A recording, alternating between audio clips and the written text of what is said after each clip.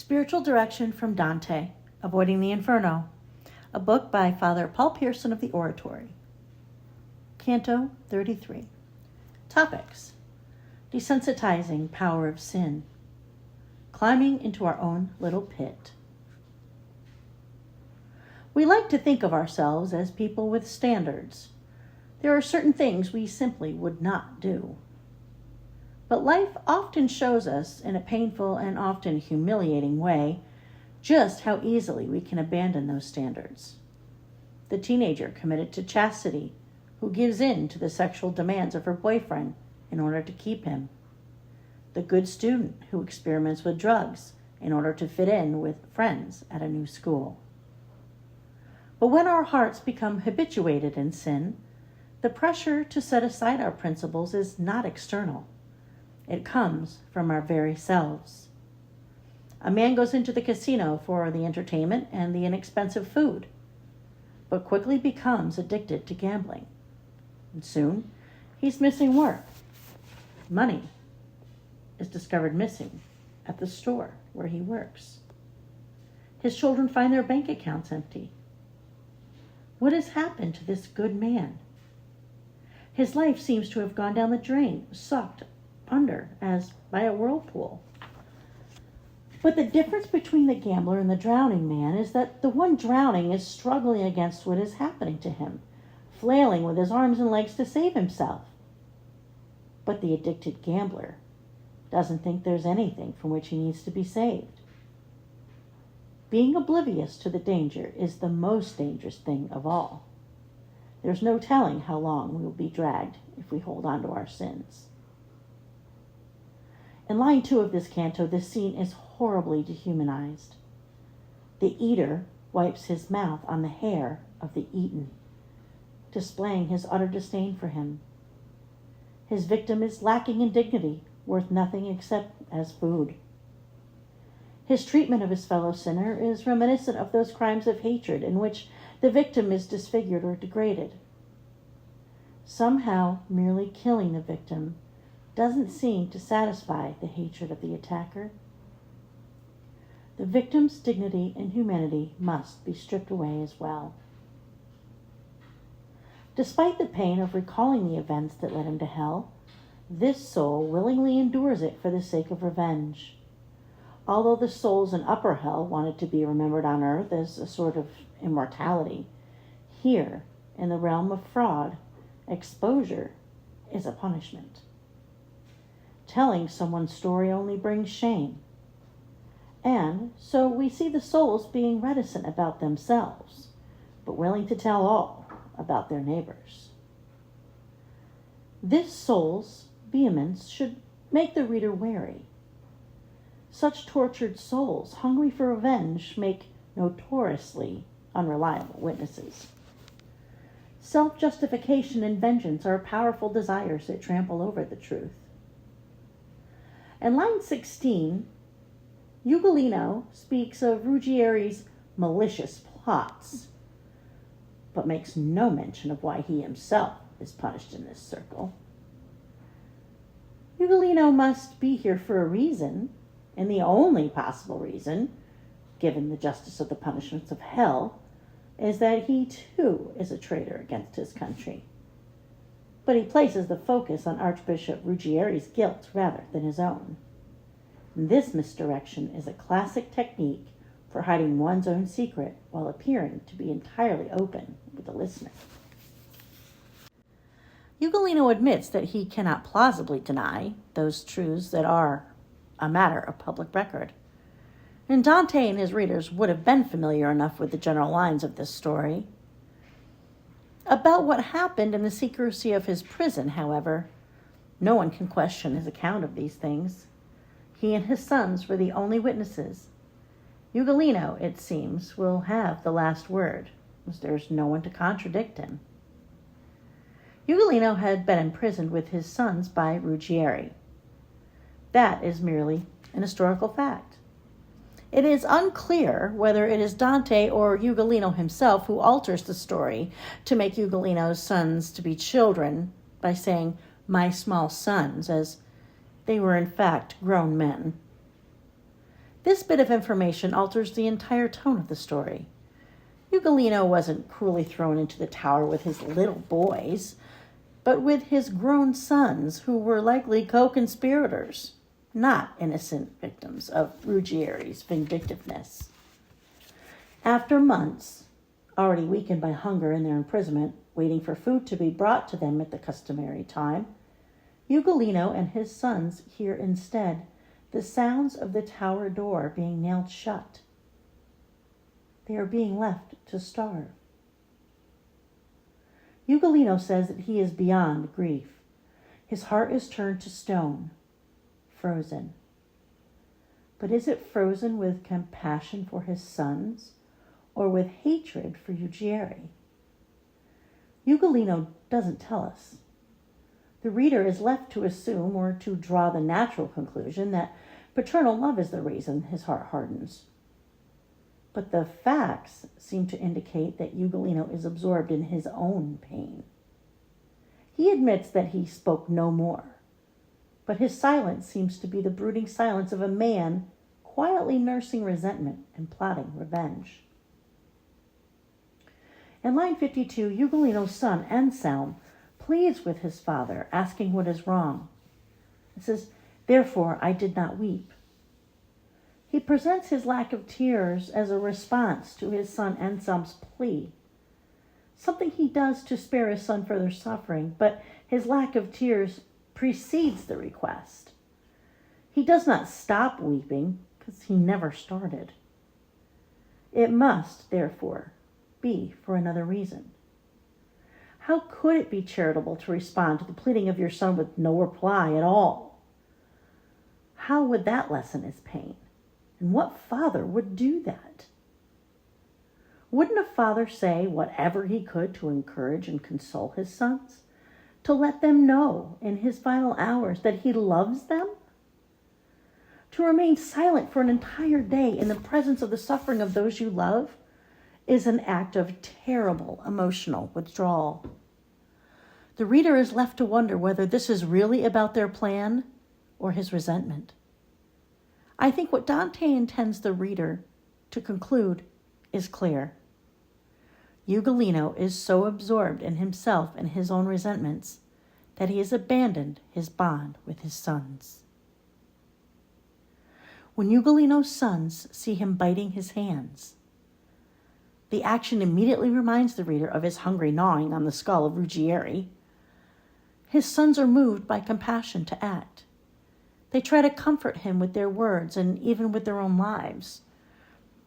Remember the story of the mother pelican pecking her own breast to offer her blood as food for her offspring, which becomes a metaphor for Christ offering us his body and blood for our spiritual nourishment. Locked in a room together and facing death by starvation, it is the children who offer the Father their own flesh for food. He gave them bodily life at the start, and they are willing to return the gift. And they say, "You clothed us with this wretched flesh. Now strip it off again."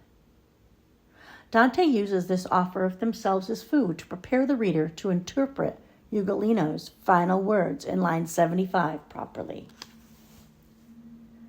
Those who have had loved ones suffer from dementia often talk about their experience in terms of bereavement. It feels as though they've already lost them. How challenging and painfully emotional to sit beside a parent, but to feel he or she is not there for you, not responsive to your needs or interested in your life. Their very presence makes that emotional distance feel greater. Sin can act much like dementia. The self-centeredness of our sins can distance us from those we love, shrouding us in our own little world. What pain have we caused them by our distractedness or distance? In line 64, even this moving display of love and self-sacrifice from his sons elicits no response from Ugolino, only more silence. He withdraws even further, if that were possible. And for the next 2 days, nothing is said. No words of encouragement or signs of affection are given. His heart must already truly be frozen to remain untouched by their words. but somehow his silence seems fitting for one whose sin is the breaking of special human bonds. The natural desire to support one another seems to have been driven out by Ugolino's private thoughts. The ice seems to have entered his heart even before he entered the frozen pit of Antenora. Ugolino, having gone blind in his prison cell, another symbol of his separation from others, he has to endure the pleading of his sons as they die of hunger in his presence over the next few days. They die without even hearing their father's voice or feeling his embrace. We can wonder whether his son Canto is hurt more by the hunger or by being abandoned emotionally by his father. And he says, "Papa, why won't you help me?" Canto, like his brothers, has been left alone to suffer in isolation. The broken bond between sons and their father is a suffering imposed not only by Ruggieri, but also by Ugolino himself. Only when they are dead does Ugolino touch them, when they can no longer be consoled. His contact with them is about his suffering, not theirs. He had no pity, but self-pity. Ugolino's final words are horrifyingly vague when he says, "Then hunger did what sorrow could not do." What did hunger do to him? The interpretation Ugolino wants to leave in our minds is that hunger killed him when you would have thought he would have died of sorrow first. Perhaps he finally broke his self-absorbed silence. Did hunger break down his emotional reserve and allow him truly to grieve? This would seem only human, perhaps too human for someone so absorbed as Ugolino. The text gives us no evidence of such a softening of heart. Perhaps most distressingly, hunger drove him to abandon what little was left of any real fellow feeling or any respect for another person as fully human. Is this an admission of cannibalism? What his words might leave open to interpretation, his actions make clear. He concludes his story by beginning to gnaw on the skull of Ruggieri again. What Ruggieri had made Ugolino do to his sons, Ruggieri, in turn, now has done to him. He is now the eaten one. Is the punishment of gnawing Ruggieri a way of exposing his sin so that Dante can see it and report it? And was Anselm's offer of himself as food for his father a foreshadowing of what was to happen? The cross of his sons was both hunger and the human separation of their father's silence imposed upon them. Notice how the destructive effects of betrayal are felt in this life, not only by the sinners themselves, but by those around them. We do not really know whether Ugolino's sons were party to this betrayal of his country. As adult sons, they might very well have conspired with their father. The testimony of the fraudulent cannot be taken at face value. In line 91, we pass to a third area, where the damned souls are even more incapacitated by the ice. Their heads are tipped backwards, filling their eye sockets with tears, which immediately turn to ice. This freezing over of their eyes denies them even the release that tears can bring, and the freedom to give expression to their suffering. Weeping itself forbid the souls to weep. Dante feels a breeze, which is more than a disturbance of the air. The breeze is, as we will see in greater detail later, the source of the freezing in hell. Dante shows no hesitation to deceive this soul by means of mental reservation in order to get him to tell his story. He says, "If I don't clear your eyes, may I go to the bottom of this icy hell." Dante knows perfectly well that the pit of hell is exactly where he's headed. It seems only fair to trick the fraudulent. In line 118, Brother Alberigo, whom we meet here in the region of hell called Ptolemea, is somehow worse than the traitors we've met yet. somehow deserving of being deeper in hell. In one sense, betraying one's family seems worse than betraying strangers. It's more unnatural. But the key here, however, is that it is worse to betray a bond into which one entered with full freedom. One cannot choose one's family, but one has some sort of control over one's nationality or party affiliation. With Brother Alberigo, we see the betrayal of the freest of these three bonds, the bond of hospitality. Hospitality is a trademark of man's social nature and the outward sign of the universal brotherhood of man. To choose to enter into the host-guest relationship voluntarily and then to cause harm to one's guests is to reject one's own dignity, one's connection with his fellow human beings. What is left of your humanity if your word and your protection, freely offered, mean nothing? Macbeth offers us perhaps the greatest example of this sin in literature. Macbeth and his wife betray not only their king, but also their house guest. The murder of Duncan is the source of the disintegration of the sanity of Macbeth and his wife. They abandon their hold on what it means to be human. In line 121, Dante says, "Are you dead already then?"